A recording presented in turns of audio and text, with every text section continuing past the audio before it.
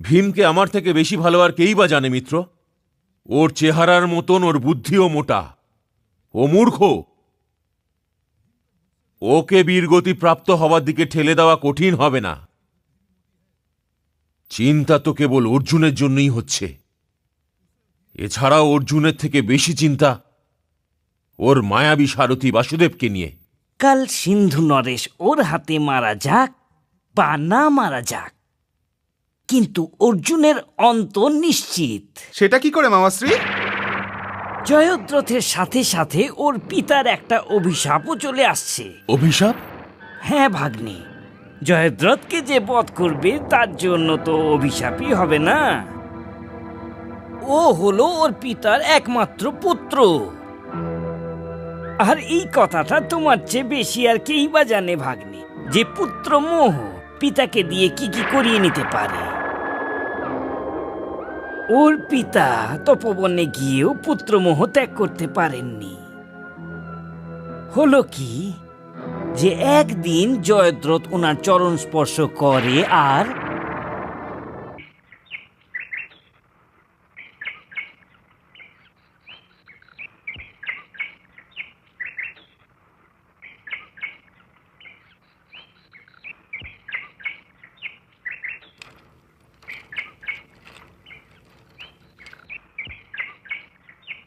প্রণাম পিতাশ্রী।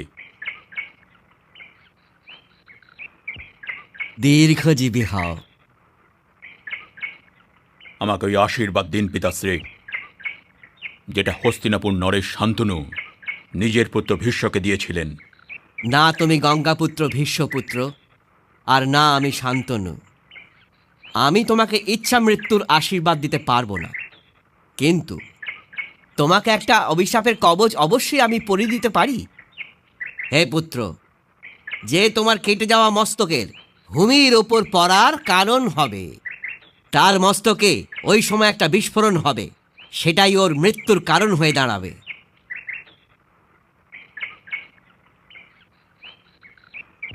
আজ্ঞা দিন পিতাশ্রী।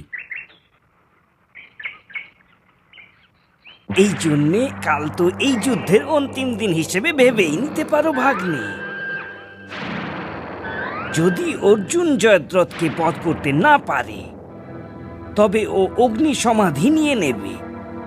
আর যদি ও বধ করতে পারে, তবে জয়দ্রথের পিতার অভিশাপ থেকেও বাঁচতে পারবে না।